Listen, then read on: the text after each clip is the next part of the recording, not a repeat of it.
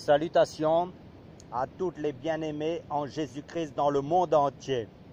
Je me présente le frère Serge de l'île de la Réunion pour ceux qui ne me connaissent pas.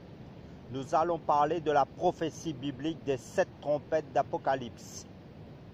Avant tout, frères et sœurs, prions avant d'apporter le message.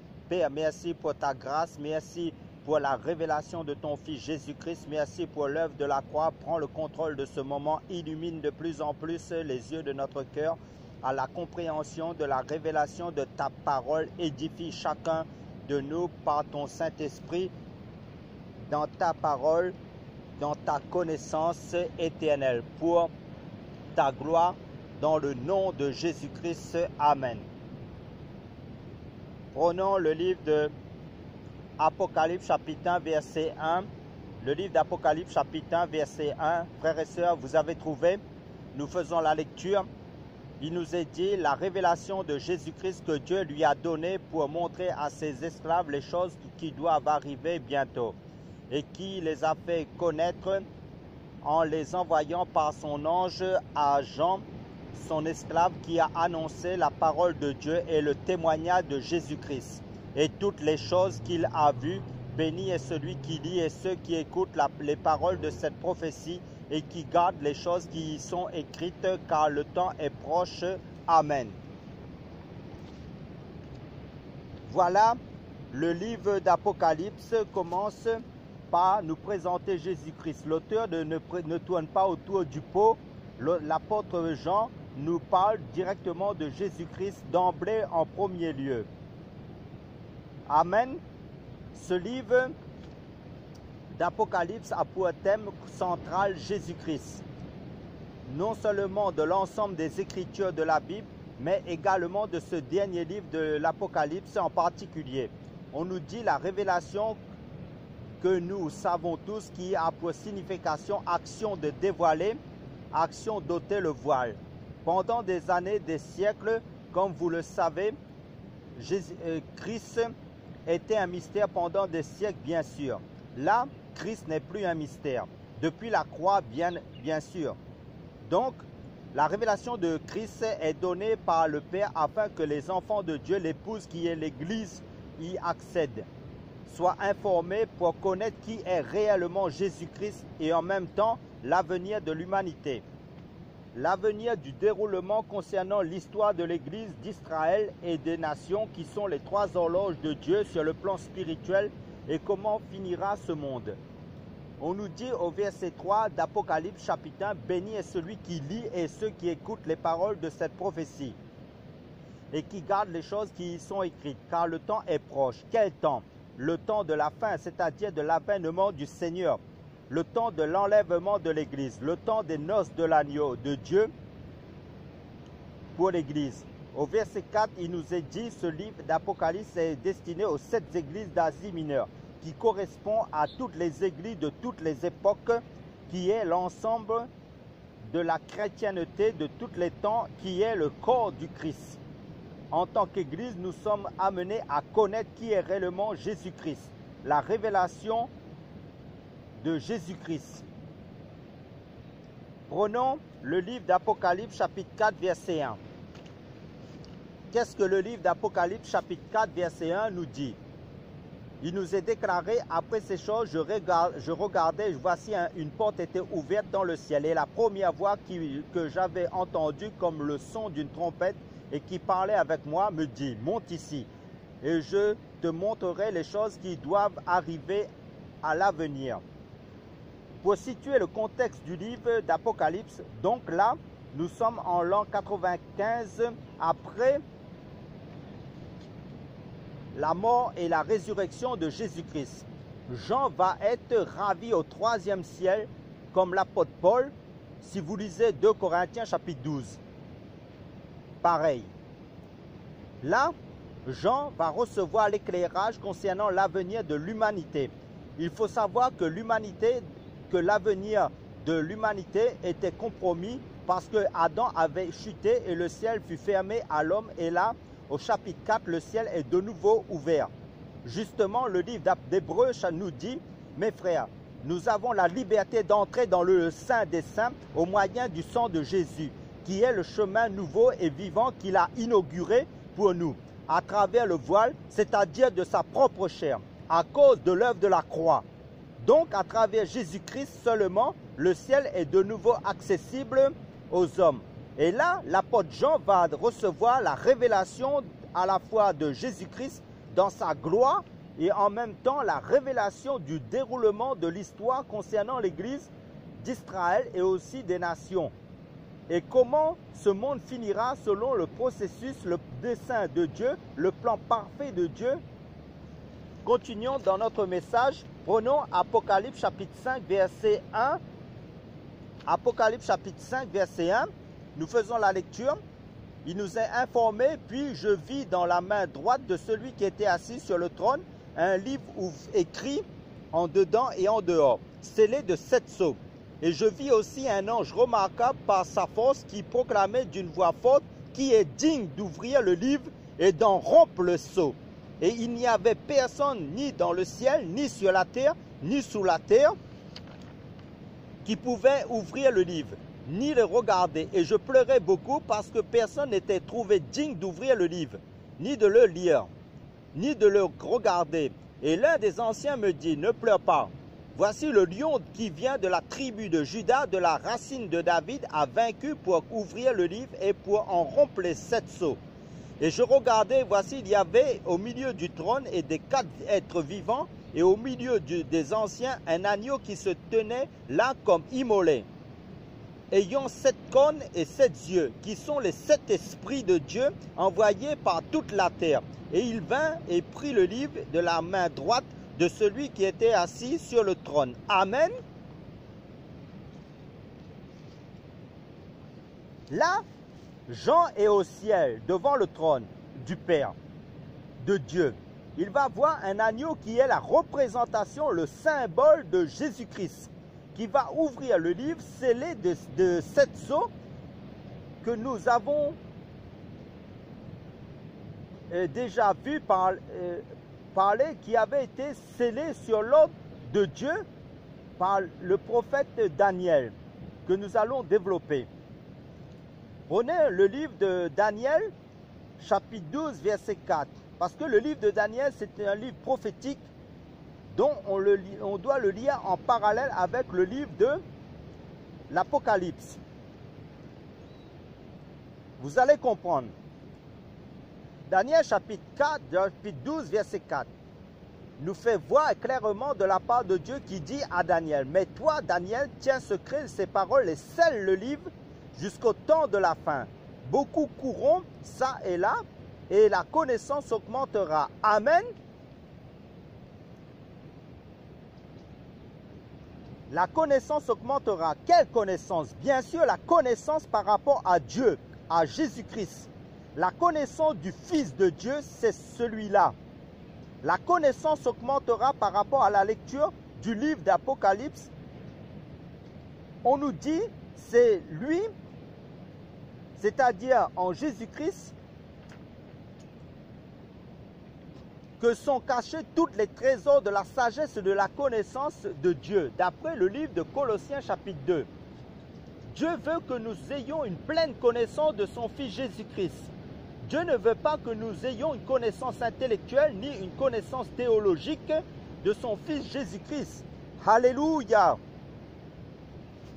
Le livre d'Éphésiens chapitre 4, à partir du verset 13, là,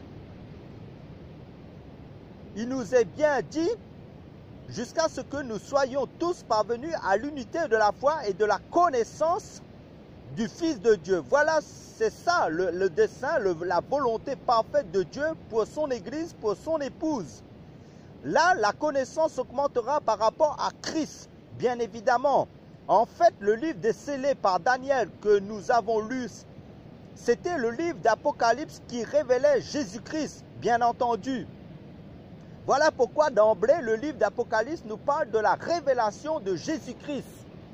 Le plan parfait du Père, c'est son Fils Jésus-Christ. Amen. Alléluia. Ce qu'il faut aussi comprendre, surtout le livre de Daniel est un livre prophétique, comme je vous l'ai dit, qui est lié au livre d'Apocalypse. Amen. Où il y a beaucoup de similitudes, de ressemblances Amen. Et Satan ne veut pas que nous accédions à cette connaissance de Dieu parce que l'ignorance tue. Dieu dit, mon peuple est détruit parce qu'il lui manque la connaissance, d'après le livre d'Osée chapitre 4. Par rapport à la connaissance de Dieu, bien entendu. Pour revenir au contexte de l'époque du prophète Daniel, sous l'ancienne alliance, l'ange dit à Daniel de sceller, de fermer toutes ses paroles jusqu'au temps de la fin. Et la connaissance augmentera, bien entendu. Par rapport au livre d'Apocalypse, qui est la révélation de ce livre de Daniel. Là, Christ est pleinement révélé. Comme nous savons tous, Christ était encore caché à l'époque du prophète Daniel. Donc, il fallait que tout d'abord que le Messie s'incarne, il meurt à la croix et ressuscite pour que la révélation soit accordée aux hommes sur la personne du Messie. Ce qu'il faut retenir selon le contexte historique, ici par rapport au livre de Daniel, Jérusalem était détruite. Israël était en captivité à Babylone. Daniel ici était en captivité à Babylone. Israël, le peuple de Daniel, était en captivité à Babylone à cause de son infidélité vis-à-vis de son Dieu. Israël était devenu une femme infidèle à son Dieu. Israël était sorti de l'intimité de son Dieu. Allons dans le psaume chapitre 25. Le psaume chapitre 25 à partir du verset 14. Le verset 14 qui nous dit « Le secret de Yahweh pour ceux qui le craignent ». Amen. Le secret de Yahweh, dans d'autres versions de Bible, il nous est dit que l'amitié du Seigneur est pour ceux qui le craignent. C'est pourquoi Israël ne pouvait plus recevoir la révélation de Dieu. Et Dieu dit à Daniel de cacher ces choses à son époque, ces paroles, ces révélations qu'il a reçues. Parce que tout cela était destiné à l'épouse, c'est-à-dire à l'Église. C'est pourquoi Jean a reçu ces révélations, parce que Jean faisait partie de l'épouse, c'est-à-dire de l'Église, pour le révéler ensuite au corps de Christ que nous sommes, de tous les temps, l'époque de la grâce. C'est pourquoi Daniel et les prophètes de l'ancienne alliance ont voulu percer, sonder l'époque, le temps où tout cela allait être révélé concernant notre temps de la grâce. Prenons 1 Pierre chapitre 1 verset 10 pour affirmer cela. Qu'est-ce que le livre de 1 Pierre chapitre 1 verset 10 nous dit? C'est au sujet de ce salut que les prophètes là le salut c'est Jésus-Christ en personne par excellence, qui ont prophétisé concernant la grâce qu'il vous était destinée. On fait de leurs recherches et leurs investigations. Ils voulaient sonder l'époque et les circonstances marquées par l'Esprit de Christ qui était en eux et qui rendait à l'avance témoignage leur faisant connaître les souffrances de Christ et la gloire dont elles seraient suivies. Mais il leur fut révélé que ce n'était pas pour eux-mêmes, mais pour nous. Amen. Qu'il administrait ces choses que vous ont annoncé maintenant ceux qui vous ont prêché l'évangile par le Saint-Esprit envoyé du ciel et dans lesquels les anges désirent plonger leur regard. Amen. Donc, Daniel a voulu percer, sonder tout cela. Dieu lui a dit de sceller tout cela. Maintenant, si vous lisez dans l'Apocalypse chapitre 22, à partir du verset 10, Dieu dit maintenant à l'apôtre Jean de ne pas sceller ses révélations sur Jésus, sur l'Église, sur Israël et sur les nations. En gros, de ne pas sceller, fermer les révélations du livre d'Apocalypse. Et surtout, ce qu'il faut comprendre, quand nous lisons les évangiles, nous voyons Jésus-Christ 100% homme et 100% Dieu. Jésus avait deux natures dans les évangiles, mais dans le livre d'Apocalypse, Jésus-Christ se révèle pleinement en tant que Dieu, dans sa gloire, à Jean. On voit Jésus dans sa gloire. C'est pourquoi Jésus dit à Jean, « J'étais mort et voici je suis vivant au siècle des siècles. » Amen. Et je tiens les clés de l'Hadès et de la mort. D'après Apocalypse chapitre 1 à partir du verset 18. Prenons le livre d'Apocalypse chapitre 8 verset 1. Apocalypse chapitre 8, verset 1, nous déclare, et quand il eut ouvert le 7e sceau, il y eut un silence dans le ciel d'environ une demi-heure. Et je vis les 7 anges qui se tiennent devant Dieu, et 7 trompettes leur furent données.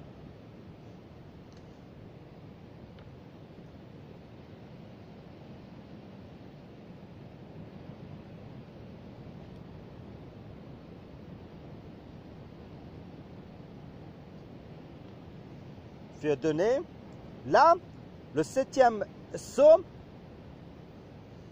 leur fut donné. Là, le 7e sceau va donner l'ouverture sur les 7 trompettes. À ce moment-là, il y eut un silence dans le ciel d'environ d'une demi-heure. Alors que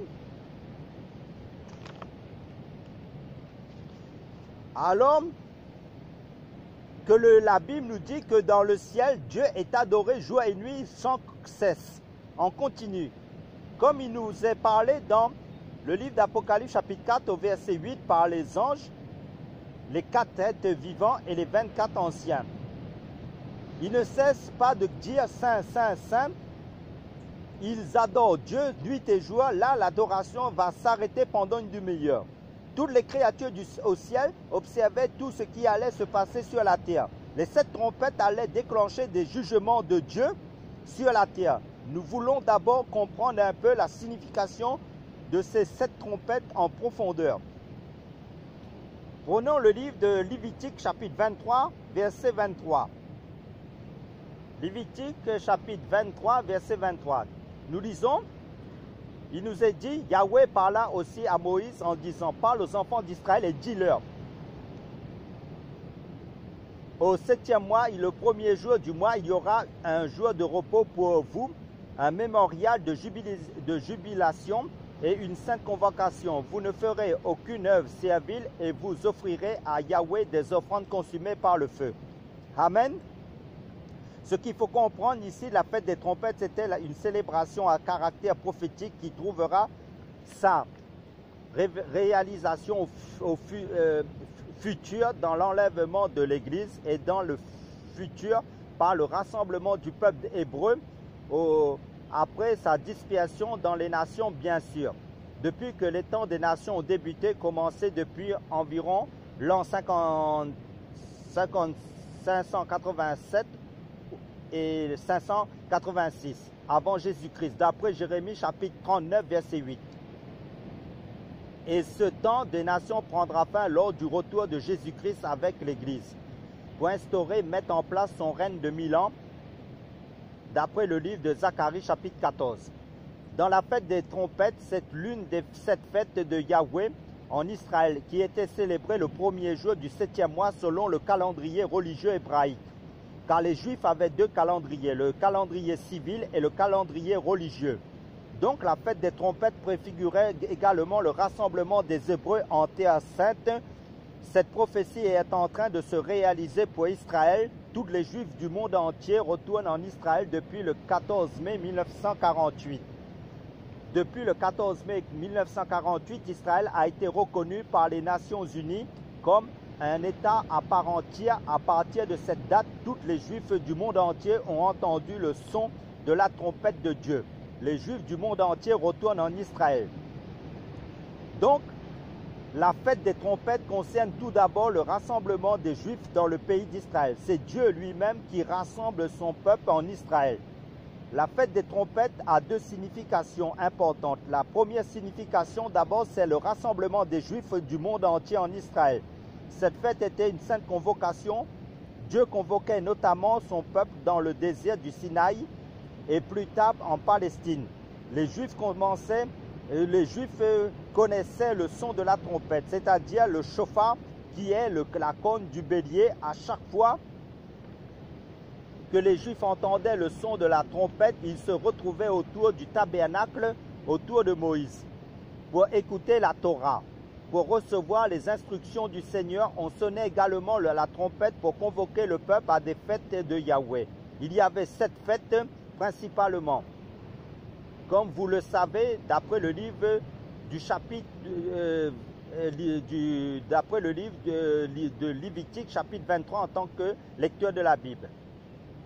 La fête des trompettes préfigurait le rassemblement d'Israël, ce qu'il faut aussi à comprendre. Dieu n'a pas abandonné son peuple d'Israël.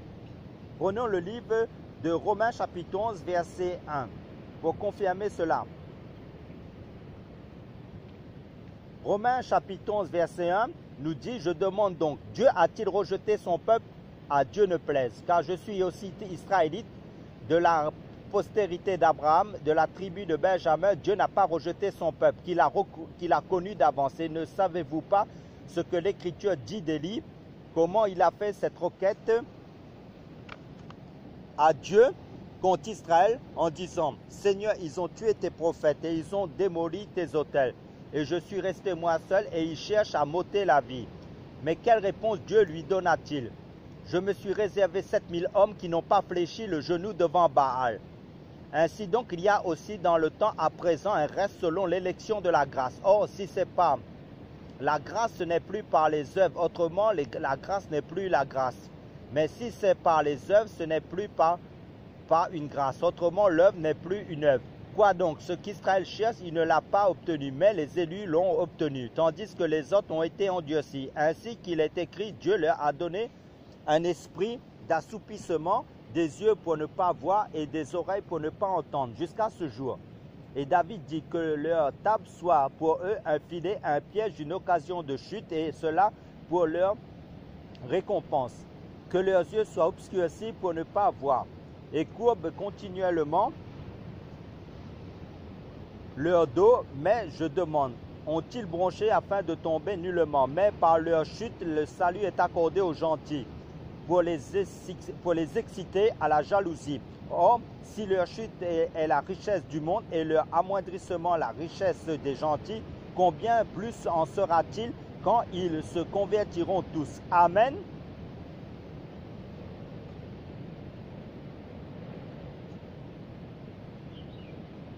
Dieu aime Israël. Dieu n'a pas rejeté Israël, son peuple. Dieu l'a mis à l'écart pendant quelque temps jusqu'à ce que la totalité des païens soit sauvée.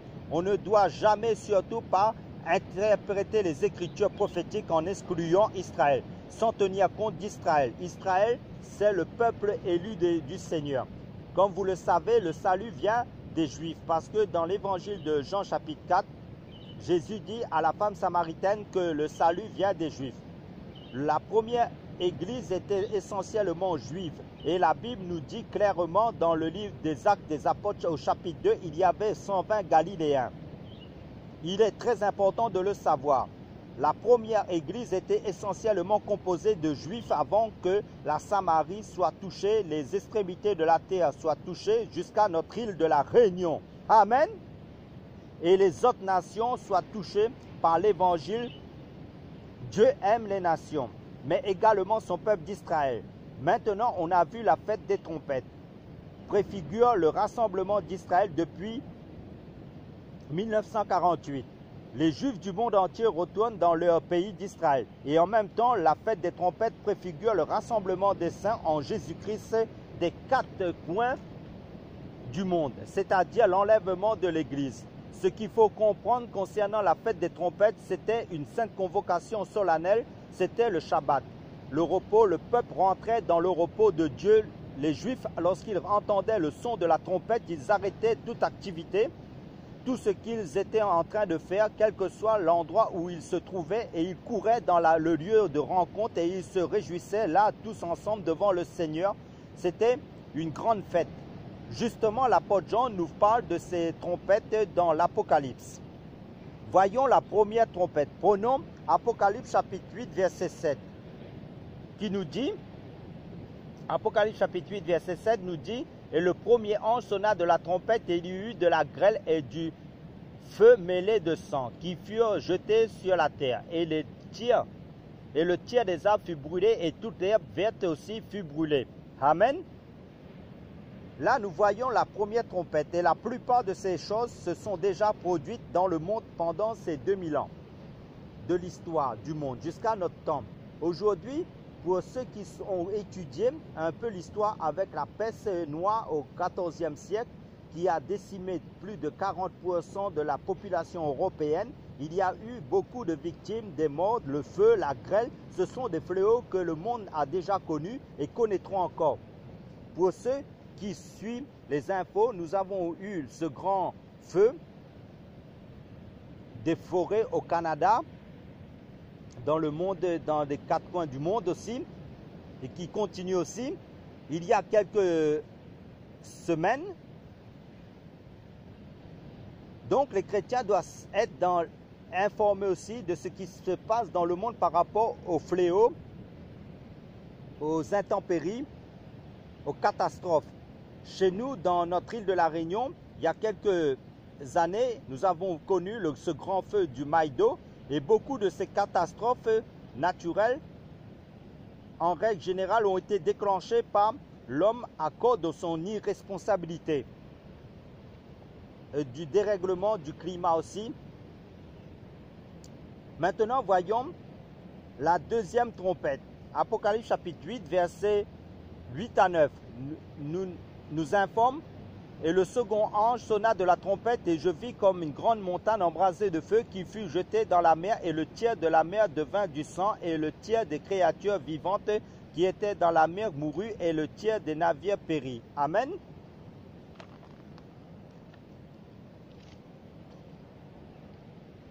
La mer ici peut représenter ici le monde. Si vous lisez Apocalypse chapitre 17 pour comprendre la signification du langage spirituel de Dieu. Parce que Jean va utiliser beaucoup de symbolique dans le livre d'Apocalypse, comme vous le savez.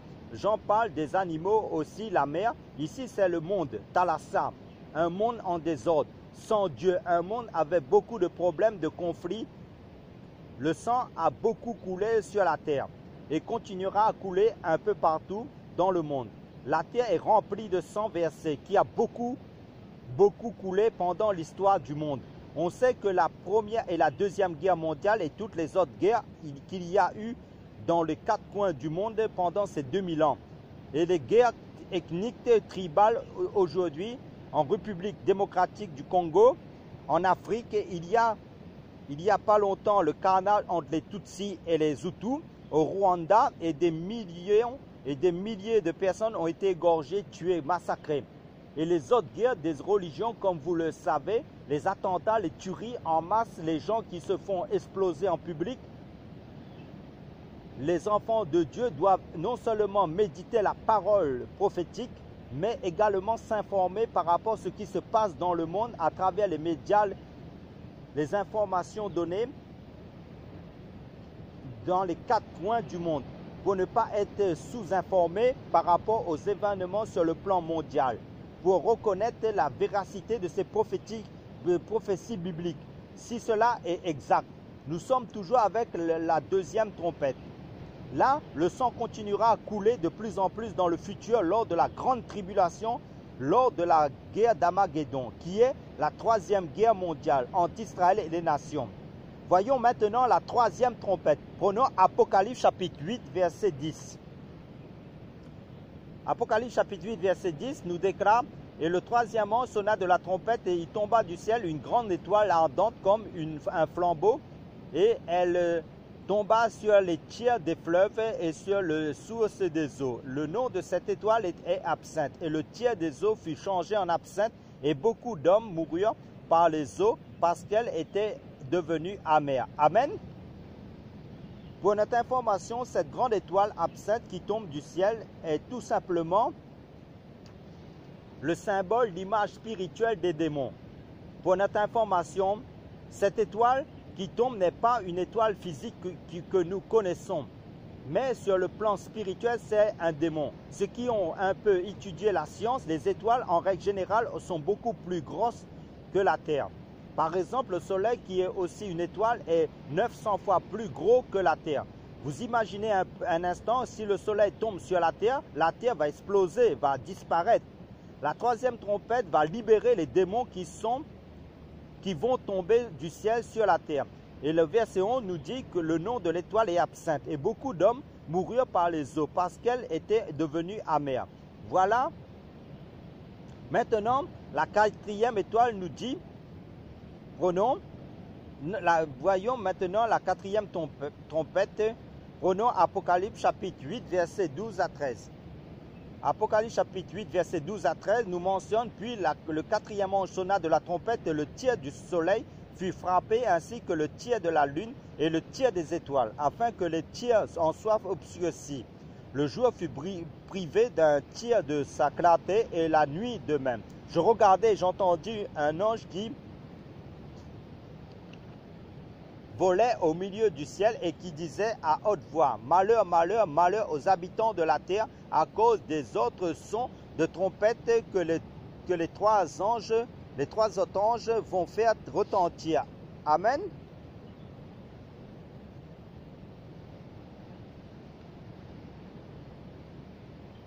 Donc, plus ça va, plus nous approchons de l'enlèvement de l'Église, plus le monde va être dans le chaos.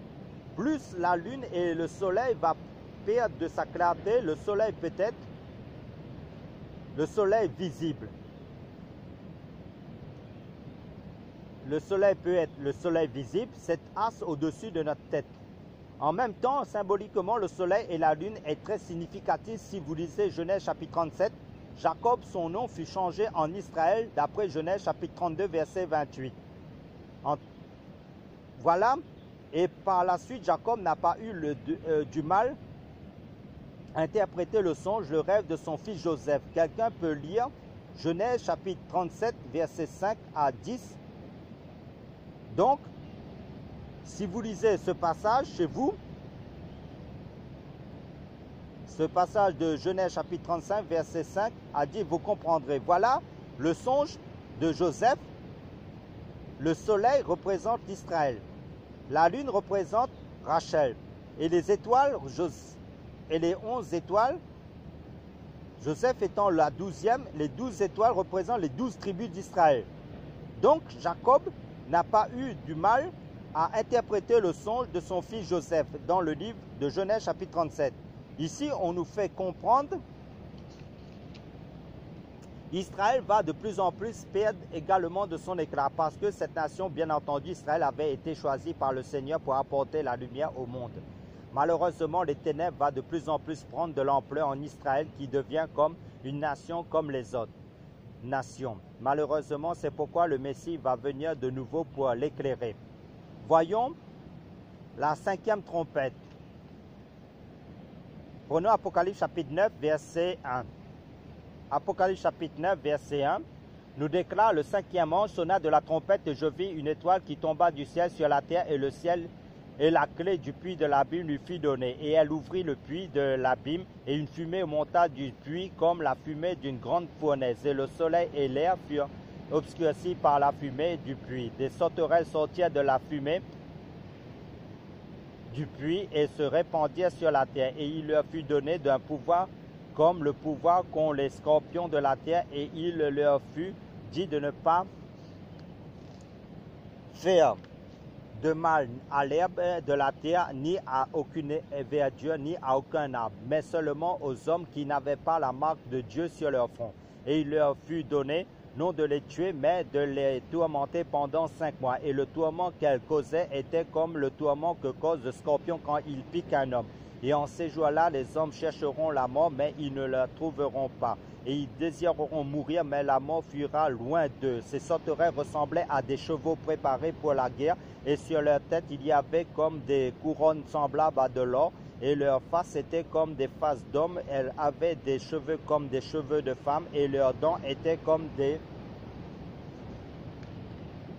dents de lion. Elles avaient des cuirasses comme des cuirasses de fer, et le bruit de leurs ailes était comme le bruit des chars à plusieurs chevaux qui courent à la guerre. Elles avaient des queues armées de guillons comme les scorpions, et c'est dans leur queue qu'était le pouvoir de faire du mal aux hommes pendant 5 mois. Elles avaient sur elles comme roi l'ange de l'abîme, dont le nom en hébreu est Abaddon, mais en grec son nom est Apollyon. Le premier malheur est passé, et voici venir 2 malheurs après celui-ci. Amen.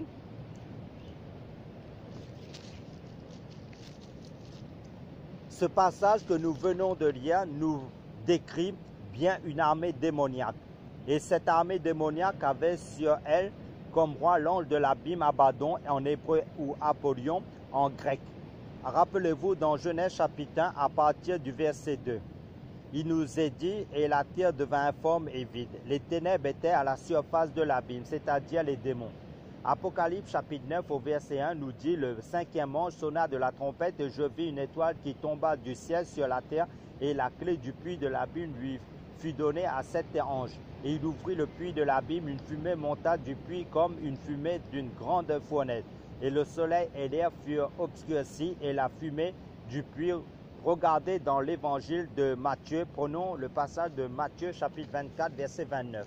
Matthieu chapitre 24 verset 29 nous stipule aussitôt que ces jours de tribulation, aussitôt après ces jours de tribulation, le soleil s'obscurcira, la lune ne donnera plus sa lumière et les étoiles tomberont du ciel et les puissances des cieux seront ébranlées. Ici, on associe les étoiles du ciel aux puissances des cieux, c'est-à-dire aux démons dont parle Paul dans Éphésiens chapitre 6 verset 12.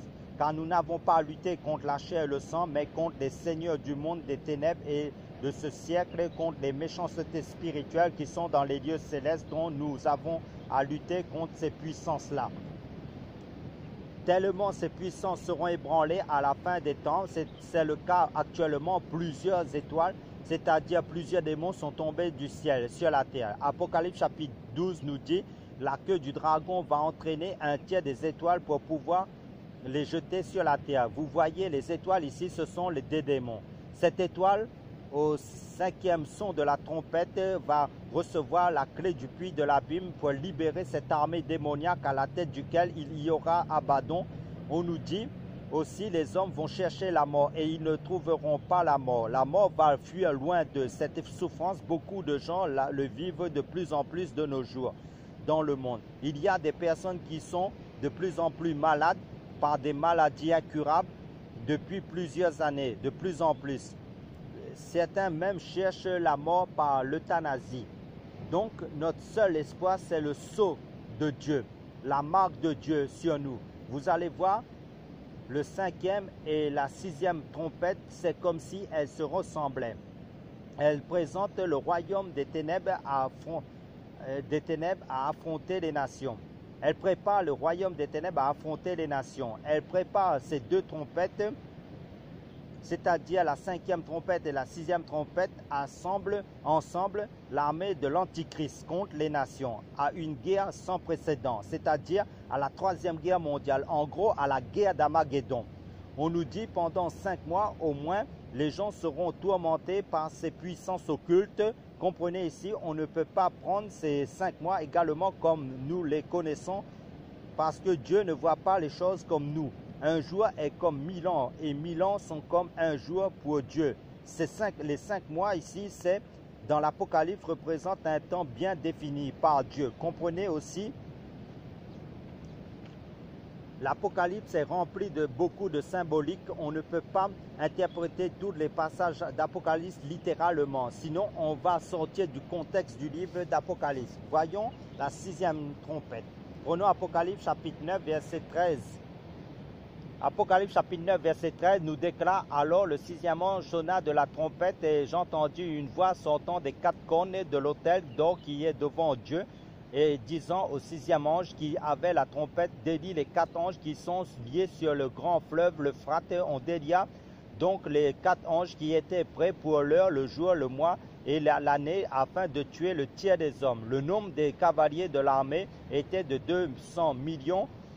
Car j'en entendis le nombre, et je vis aussi dans la vision les chevaux et ceux qui étaient montés dessus, ayant des cuirasses de feu, d'hyacinthe et de soufre, et les têtes des chevaux étaient comme des têtes de lion, et de leur bouche sortait un feu, de la fumée et du souffle. Le tiers des hommes fut tué par ces 3 fléaux, par le feu et par la fumée et par le souffle, et qui sortait de leur bouche, car le pouvoir des chevaux était dans leur bouche et dans leur queue, et leur queue était semblable à des serpents ayant des têtes et c'est avec elles qu'il faisait du mal, mais les autres hommes qui ne furent pas tués par ces fléaux ne se repentirent pas des œuvres de leurs mains, ils ne cessèrent pas d'adorer les démons, les idoles d'or, d'argent, de cuivre, de pierre et de bois, qui ne peuvent ni voir, ni entendre, ni marcher, et ils ne se repentirent pas aussi de leur meurtre, ni de leur sorcellerie, ni de leur impudicité, ni de leur vol.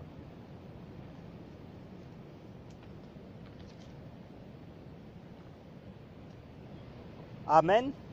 Jean a vu carrément la guerre d'Armageddon, cette grande armée démoniaque, l'armée de l'Antichrist, qui était de 200 millions, qui va attaquer les nations et Israël, qui va déclencher une grande tuerie à l'échelle mondiale par cette armée démoniaque. Les gens, malgré ces fléaux, ne vont pas se repentir malgré cela. Maintenant, ce qui nous importe, c'est la 7e trompette pour l'Église. Voyons la 7e trompette. Prenons Apocalypse chapitre 10, verset 1. Nous mentionne de la part de l'apôtre Jean ceci. Je vis un autre ange puissant qui descendait du ciel environné d'une nuée. Au-dessus de sa tête était l'arc-en-ciel. Pour son visage était comme le soleil et ses pieds comme des colonnes de feu. Et il avait dans sa main un petit livre ouvert et il posa son pied droit sur la mer et la gauche sur la terre. Et il cria d'une voix forte comme lorsqu'un lion rugit. Et quand il eut crié, les 7 tonnerres firent entendre leur voix. Et après que les 7 tonnerres eurent fait entendre leur voix, j'allais écrire, mais j'entendis une voix du ciel qui me disait, scelle les choses que les 7 tonnerres ont fait entendre et ne les écris pas.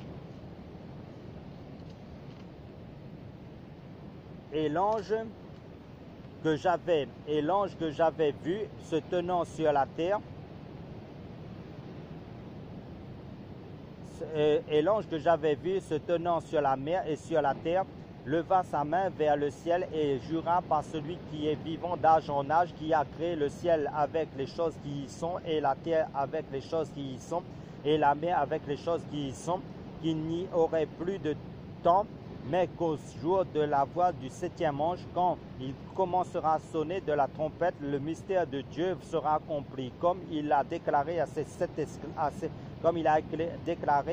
esclaves, les prophètes.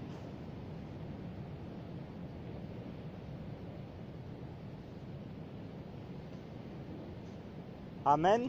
On nous dit au verset 7, mais qu'au jour de la voix du 7e ange, quand il commencera à sonner de la trompette, le mystère de Dieu sera accompli comme il a déclaré à ses serviteurs les prophètes. Voyons ce mystère de Dieu qui s'accomplira. Allons dans 1 Corinthiens chapitre 15, verset 51. 1 Corinthiens chapitre 15, verset 51 nous dit, voici, je vous dis un mystère, nous ne dormirons pas tous, mais tous nous serons changés en un instant, en un clin d'œil, à la dernière trompette, car la trompette sonnera et les morts ressusciteront incorruptibles. Et nous, nous serons changés, car il faut que le corruptible revête l'incorruptibilité et que le mortel revête l'immortalité. Lorsque ce corruptible aura revêtu l'incorruptibilité et que ce mortel aura revêtu l'immortalité, alors cette parole de l'Écriture sera accomplie. La mort a été détruite par la victoire, dans la victoire. Ô enfer, où est ta victoire? Ô mort, où est ton aiguillon? Or, l'aiguillon de la mort, c'est le péché. Et la puissance du péché, c'est la loi. Mais grâce soit rendue à Dieu qui nous a donné la victoire par notre Seigneur Jésus-Christ. Amen. Alléluia. Là, l'apôtre Paul nous dit ce mystère. Là, c'est l'enlèvement de l'Église. Lors de la dernière trompette, c'est-à-dire la 7e trompette dont parle l'apôtre Jean dans l'Apocalypse. Et pour prouver cela, allons dans 1 Thessaloniciens chapitre 4, verset 15. 1 Thessaloniciens chapitre 4, verset 15 nous déclare, car nous vous disons ceci, par la parole du Seigneur, que nous qui vivrons, nous et resterons pour l'avènement du Seigneur ne précéderont pas ceux qui dorment, car le Seigneur lui-même, avec un cri de commandement et une voix d'archange et avec la trompette de Dieu, descendra du ciel et les morts en Christ ressusciteront premièrement, puis nous qui vivrons et qui resterons, nous serons levés ensemble avec eux dans les nuées, à la rencontre du Seigneur dans les airs. Et ainsi, nous serons toujours avec le Seigneur. Amen. Alléluia. Paul nous dit à la voix d'un ange, c'est-à-dire un archange, l'Église partira. C'est lui qui couronnera le tout. Nous retrouvons cette voix de cet ange justement dans l'Apocalypse chapitre 10, verset 7, que nous avons lu, mais qu'au jour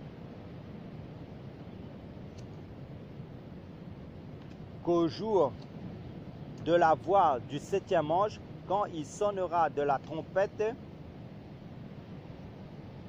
quand il commencera à sonner de la trompette, le mystère de Dieu sera accompli, comme il a déclaré à ses serviteurs les prophètes.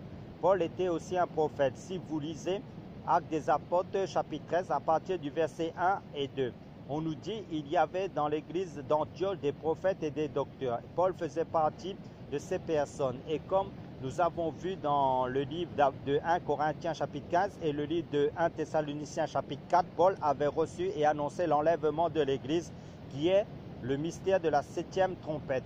Paul et Jean ont parlé de la même chose. La dernière trompette va accomplir le mystère de Dieu. Le mot mystère ici englobe aussi tous les autres mystères par rapport à la septième trompette. Prenons le livre de Matthieu chapitre 13 verset 10. Matthieu chapitre 13 verset 10 nous dit: alors les disciples s'approchèrent et lui dirent: pourquoi leur parles-tu en parabole? Il leur répondit et dit: parce qu'il vous a été donné de connaître les mystères du royaume des cieux et que cela ne leur a pas été donné de les connaître.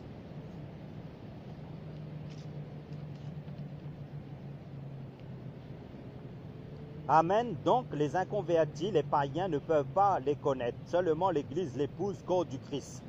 À elle seule que tout cela est révélé. Donc la dernière trompette nous parle aussi de l'instauration du royaume de Dieu. Là, nous sommes toujours dans la septième trompette. Prenons Apocalypse chapitre 11, verset 15. Apocalypse chapitre 11, verset 15 nous dit: le septième ange sonna de la trompette et il se fit entendre au ciel de grandes voix qui disaient: le royaume du monde sont soumis à notre Seigneur et à son Christ, et il régnera d'âge en âge. Amen. La conséquence de la septième trompette déclenchera une série d'événements. D'abord l'enlèvement d'église, ensuite l'église passera devant le tribunal de Christ pour les récompenses pour les personnes qui ont annoncé l'évangile, travaillé en fonction de la gestion des dons, des talents qu'ils ont reçus. Si ces personnes les ont fait fructifier, dont parle le livre de 2 Corinthiens chapitre 5 verset 10. Ensuite, les noces de l'agneau avec l'église dans le ciel. Ensuite, quelques années après, Jésus-Christ et l'église reviendra d'après le livre de Zacharie chapitre 14 pour instaurer le royaume messianique, c'est-à-dire le millénium, et tous les royaumes du monde seront soumis au royaume de Christ. Là, tous les mystères du royaume seront accomplis à la septième trompette. Là, on verra Christ tel qu'il est, dont parle la première épître de Jean chapitre 3, à partir du verset 2. Ce qu'il faut comprendre avant le retentissement du son de la septième trompette, selon la volonté de Dieu, tous les enfants de Dieu sont selon la volonté de Dieu. Ce qu'il faut comprendre aussi, tous les enfants de Dieu sont des trompettes de Dieu pour annoncer toutes ces paroles de Dieu au monde en tout lieu du monde entier. Prenons Ésaïe chapitre 58 verset 1 qui nous dit, Ésaïe chapitre 58 verset 1 nous dit: crie à plein gosier, ne te retiens pas, élève ta voix comme un chauffard. Dans ce passage, ce qui nous intéresse, c'est le chauffard. À la place du chauffard, il est question de la trompette. Dans d'autres versions de Bible, Dieu nous compare à des trompettes. Donc, à la place d'Ésaïe, mets ton nom à toi, à la place. Si tu es enfant de Dieu, nous allons mieux comprendre par la suite. Dieu, selon sa volonté parfaite, Dieu veut que tous ses enfants qui se réclament de Christ, pour chacun à son niveau, chacun dans son appel, chacun dans son ministère, chacun dans son onction, doit parler, annoncer, avertir le monde avant le son de la septième trompette, annoncer le retour de Jésus-Christ, annoncer la parole de Dieu. Que les enfants de Dieu annoncent le retour de Jésus-Christ, le royaume éternel de Christ. Pour finir, allons dans 1 Pierre chapitre 2 verset 9. 1 Pierre chapitre 2 verset 9 nous fait voir et entendre clairement Mais vous, vous êtes la race élue, vous êtes la prêtrise royale, la nation sainte, le peuple acquis, afin que vous annonciez les vertus de celui qui vous a appelé des ténèbres à sa merveilleuse lumière. Amen. Cette parole est pour chacun de nous qui ont reçu Christ dans leur vie. Vous voyez, cette affaire concerne tous les enfants de Dieu du monde entier, tous les chrétiens, tous disciples de Christ. Pour conclure notre message, prions. Père, merci pour ta grâce. Garde-nous en toi. Par l'aide de ton Saint-Esprit, aide chacun de nous à diffuser ta vérité au monde pour ta gloire, selon le dessein pour lequel tu nous as appelés dans le nom de Jésus-Christ. Amen.